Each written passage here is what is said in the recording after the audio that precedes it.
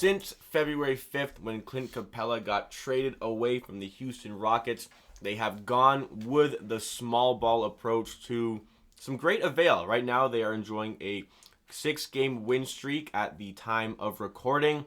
In that streak, it includes 2 victories over the Boston Celtics. Yep. So I have Colin with me today to talk about this Houston small ball approach. Hello, everybody. First of all, Colin, what do you make of this small ball approach? So I think it was on a podcast a while ago when we initially talked about the small ball, and I said I didn't think it would work. So did I. Yes, they're on a winning streak right now, and it's great. And I think the small ball will work in the regular season, but in the playoffs, second round, third round, I really don't see it going for them. Yeah. Obviously, they're enjoying a good win streak right now. Harden is playing out of his mind. Westbrook is having one of the best seasons of his career. Now.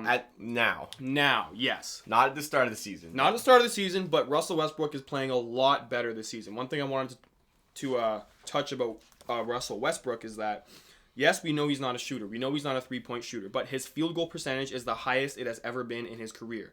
His 2-point field goal percentage is also the highest in his career. It is at .518, and it is the second time in his career that is above 50% from 2-point field goals.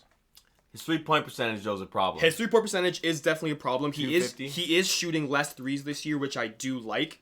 He's actually shooting less threes than he has in about 7-8 years, which is great to see. Which is odd as well for a Mike D'Antoni team. It is odd, but I think he knows that Harden is going to be the guy shooting. Same with Gordon, PJ Tucker. They have the shooters. Everybody else. Everyone else except for Russ Westbrook is a shooter, so he has taken it down. But with Westbrook, I think he can make open jump shots. He can make open 3-point shots, but it's can he make those tough threes with a hand in his face, late in a playoff game? I don't know. We'll have to see. Yeah, I mean, regular season wise, Russ has been going crazy. He's playing like an MVP at the moment. If you absolutely. look at this stretch alone, he is, top 3 in the NBA based on, since Capella got traded.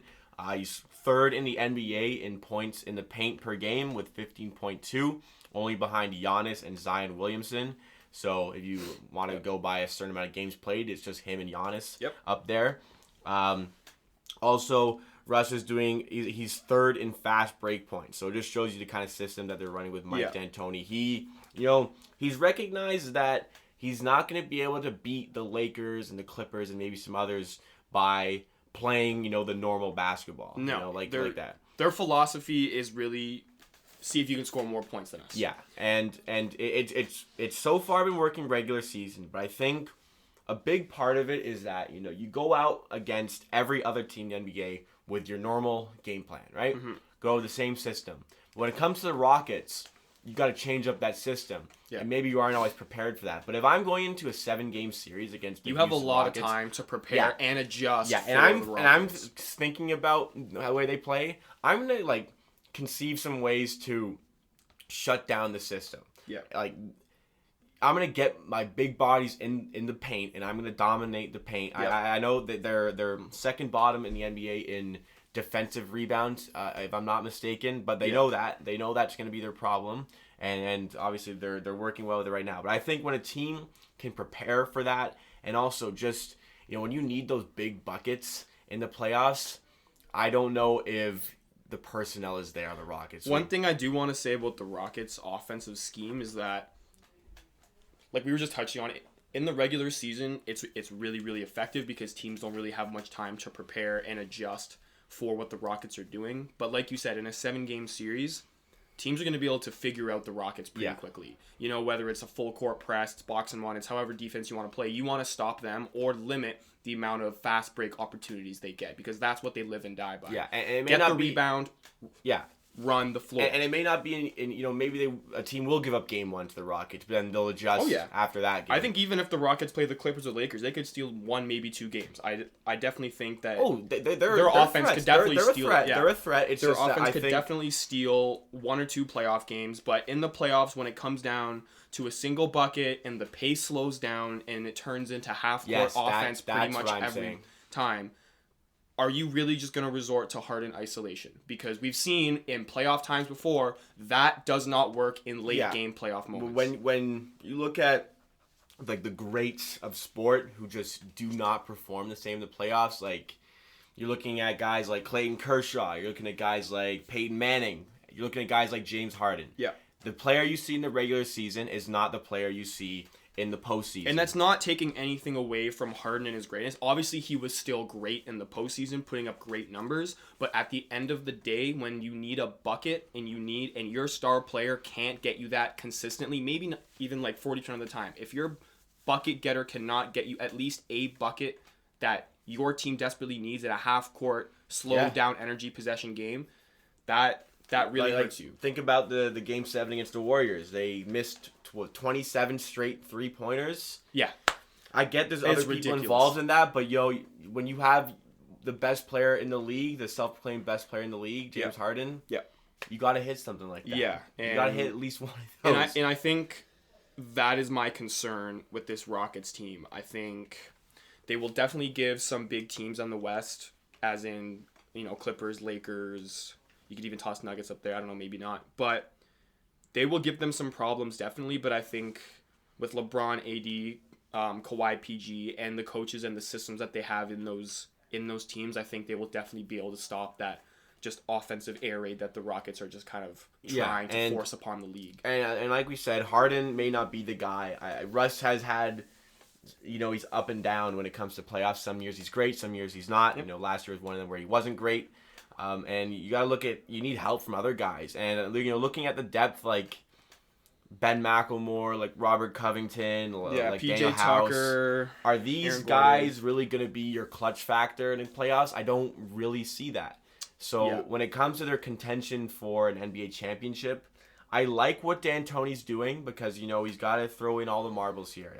He said, with the Suns, as great as that team was, that team was never equipped for a playoff run. Right. And it was weird how they weren't considering the amount of talent they have. Guys like Steve Nash, Mark Stoudemire, and etc. He said he didn't have the courage at the time to do this and go all out into his own system. Yeah. But now he's like, all right, he still doesn't have an NBA championship. He's like, fuck it. Let's do it. Let's see where it gets us because we're not going to win doing it to status quo. Yeah, we gotta be different. I think with D'Antoni, he's really taking advantage of having Harden on his team. Like, obviously, it's not every day you're going to have a generational scorer like James Harden. And we're not even talking about Russell Westbrook, the other MVP. Yeah.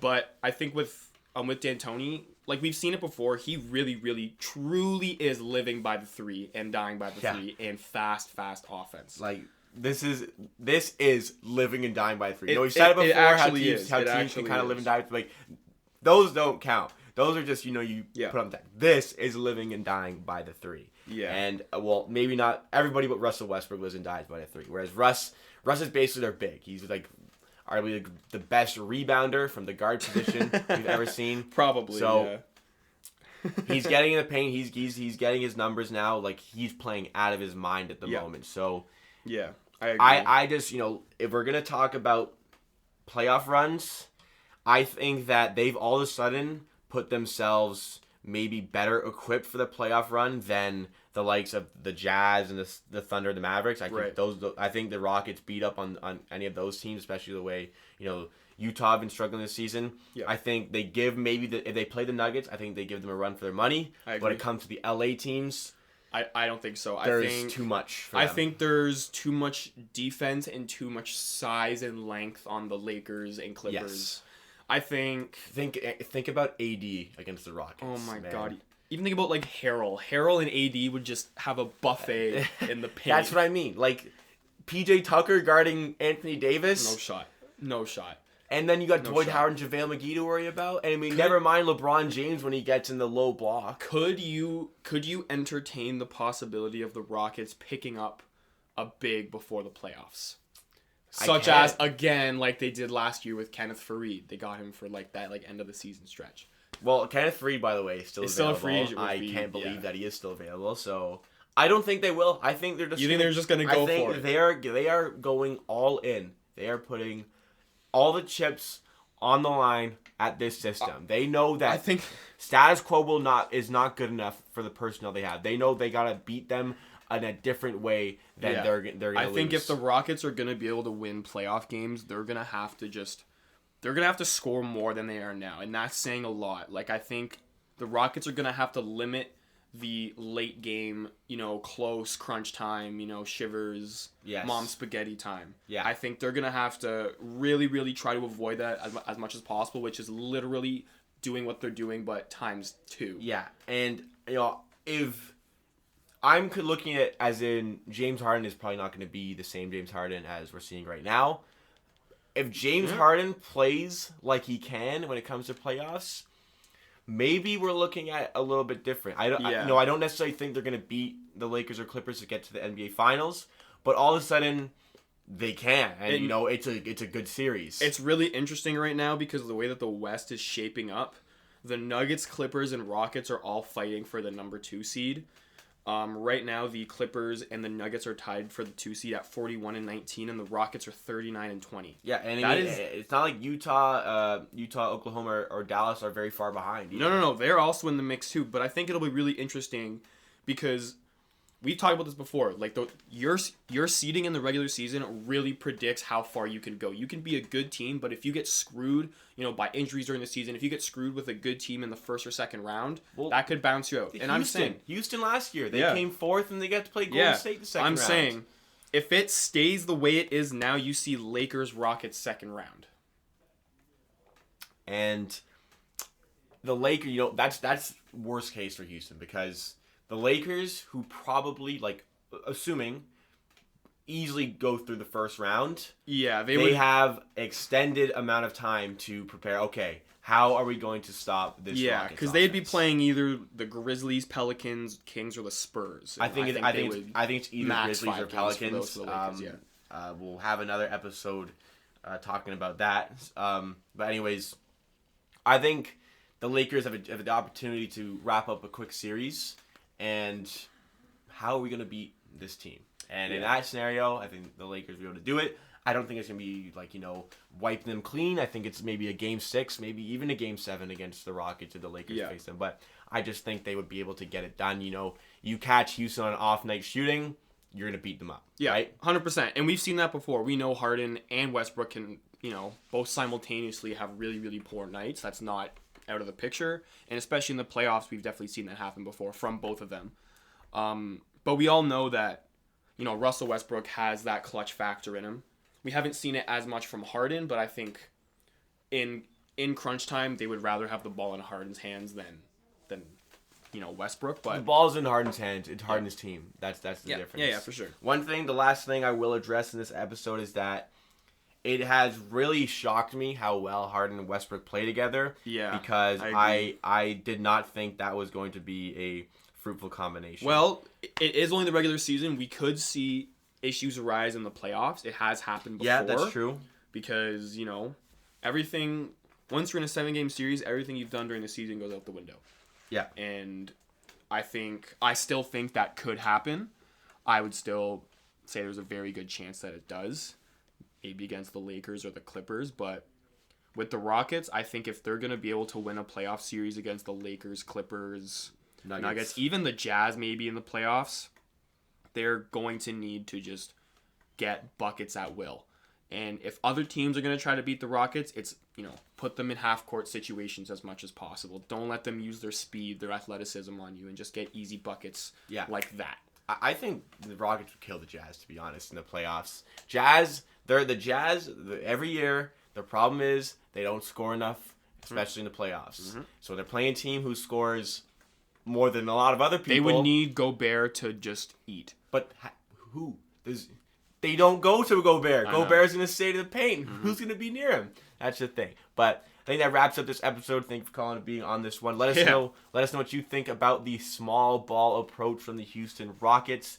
You can do so on social media or in the comment on YouTube. All the links are below. But we post every single day at the Amateur Sports Podcast. So to stay up to date with that, you can use the links for Spotify, Apple Podcasts, or YouTube, wherever you are, to stay up to date. And we will see you again tomorrow for another episode.